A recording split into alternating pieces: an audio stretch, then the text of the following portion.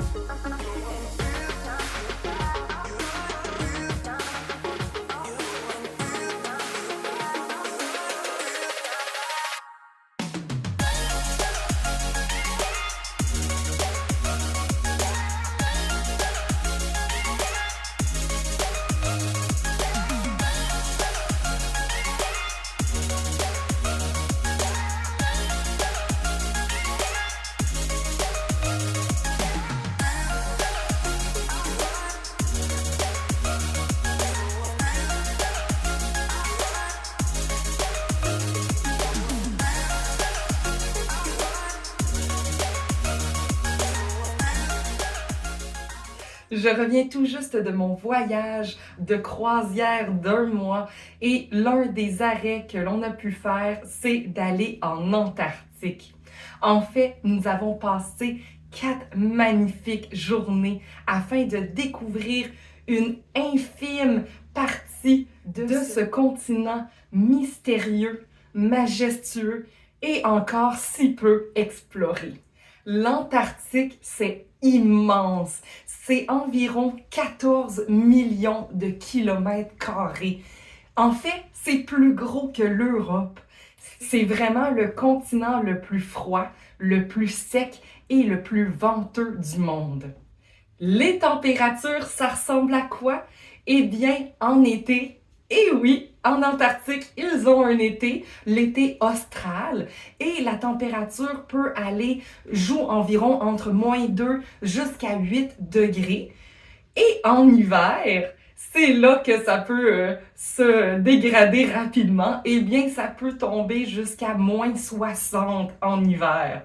Alors, vous me comprenez que je suis allée en été. Nous étions en décembre à cet endroit-là. Et nos températures ont été vraiment merveilleuses, là. Je crois qu'on a eu des 2 degrés jusqu'à peut-être -2. Le meilleur moment pour visiter l'Antarctique, c'est vraiment dans leur été, comme je l'ai fait. Alors, les mois pour y aller, c'est de novembre jusqu'à mars. C'est vraiment la fenêtre que vous avez pour aller découvrir l'Antarctique. Sinon, par la suite, eh bien, les bateaux ne peuvent même pas se rendre à certains endroits tellement que l'eau, elle est glacée. Et quand j'y étais en décembre, eh bien, la lumière, en fait, ils ont 24 heures de lumière sans cesse. La lumière, l'intensité diminue la nuit, mais il était minuit et demi et on pouvait voir très bien au loin du bateau. Alors, on pouvait même voir les rives et donc on avait quand même assez de lumière pour bien voir, mais c'était quand même tamisé. En Antarctique, il n'y a pas d'habitants qui restent là à l'année longue. En fait, c'est quelques milliers de chercheurs qui résident sur l'Antarctique avec différentes bases de recherche, mais personne est résident permanent en Antarctique. Nous avons eu le privilège de rencontrer des chercheurs de la station de recherche Port Lockroy et ils sont embarqués sur notre bateau et ils nous ont parlé de leur mission afin de conserver et de propulser la population des Gentoo penguins. Alors nous, on n'appelle pas ça des pingouins, il faut appeler ça des manchots. Alors c'est les Gentoo, ils s'appellent en fait les papous en français. Alors ils font l'évolution, ils suivent les bébés, ils suivent toute leur colonie. Et ensuite, ils nous ont aussi parlé de leur quotidien qui était vraiment super intéressant d'apprendre comment qu'ils vivent, les chercheurs, sur les bases de recherche en Antarctique. Ensuite, on a même pu envoyer des cartes postales parce qu'ils ont un petit bureau de poste qui est le bureau de poste le plus austral du monde. Alors, ils avaient des cartes à vendre. Alors, j'ai pu m'en procurer et m'envoyer des petites notes du bout de l'Antarctique. Alors ça, c'est sûr que je vais les garder toute ma vie. Ensuite, les chercheurs vendaient aussi des petits items à l'effigie du Port Lockroy afin de promouvoir et de ramasser des fonds pour la recherche. Alors, j'ai pas eu le choix que de les encourager. Alors, je me suis procuré un porte-clés qui est un bottle opener en plus. Fait que je peux même ouvrir mes bières avec ça. Et c'est un petit pingouin et c'est écrit Port Lockroy. Donc, voilà. Et je me suis aussi procuré un petit shooter à leur effigie, mais là, on le voit pas bien. Mais il y a des petits pingouins dessus et c'est écrit Port Lockroy. Donc, nous avons pu voir, en étant en Antarctique, plusieurs animaux, plusieurs colonies de manchots papous qui s'appellent les Gentoo penguins. Nous avons aussi vu les manchots à jugulaire, qu'on appelle en fait les chin strap penguins, parce qu'ils ont comme une strap, ici comme un casque qui vient s'attacher. Alors c'est pour ça qu'on les appelle les chin strap penguins. Nous avons pu voir aussi des baleines, plusieurs baleines et des orques aussi. Moins d'orques, on a peut-être vu 1 ou 2 orques, mais nous avons vu beaucoup de baleines. C'était spectaculaire comme spectacle de voir tous ces animaux-là et cette faune et cette flore-là complètement différentes de ce qu'on peut voir d'habitude. C'est vraiment des moments puissants et inoubliables, ce voyage que j'ai fait en Antarctique. Nous avons vu plusieurs îles, dont Elephant Island, la Deception Island et la King George Island, Nous en avons vu quelques autres aussi, mais c'est vraiment les prioritaires que nous avons passé plus de temps à ces endroits-là. Nous avons vu plusieurs colonies de manchots et vraiment, je vous conseille fortement de vous amener un appareil photo qui a un bon zoom parce qu'on est quand même loin des rives. C'est une façon de protéger l'Antarctique. Alors, des fois, avec nos cellulaires, ben, le zoom n'est pas assez puissant pour voir les colonies sur les berges. Alors, je vous conseille d'amener un appareil photo ou au moins des jumelles pour bien observer les bases des îles. Ensuite, il y a beaucoup de réglementations pour voyager en Antarctique. Pour débarquer en Antarctique, ça prend des groupes maximum de 100 personnes. Et pour pouvoir débarquer, ça prend des bateaux de moins de 500 personnes. Alors, vous comprenez qu'avec un bateau de princesse, nous n'avons pas pu débarquer. Ce n'était que des scenic views. Fait qu'on était sur le bateau et on pouvait juste voir, mais on ne débarquait pas. C'est sûr que si vous voulez vraiment débarquer, eh bien, ça va être un voyage qui va vous coûter beaucoup plus cher. On parle en général là, des... environ 10 000 $ par personne minimum. C'est même rendu des fois 14 000 pour un voyage en Antarctique que l'on débarque à la place. D'aller en Antarctique, c'est vraiment une aventure mémorable.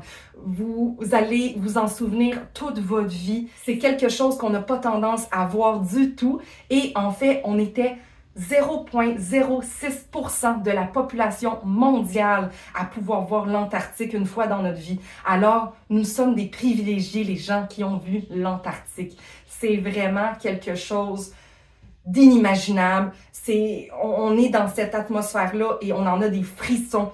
C'est beau, Je peux même pas vous expliquer la sensation qu'on a lorsque nous sommes en Antarctique. Donc, c'est vraiment une aventure mémorable qui nous amène dans un monde à part complètement. Avec ses déserts blancs, sa beauté brute et fragile, c'est une façon de bien explorer notre planète. Donc, c'est sûr que je vous conseille fortement de vivre au moins une fois dans votre vie un voyage en Antarctique.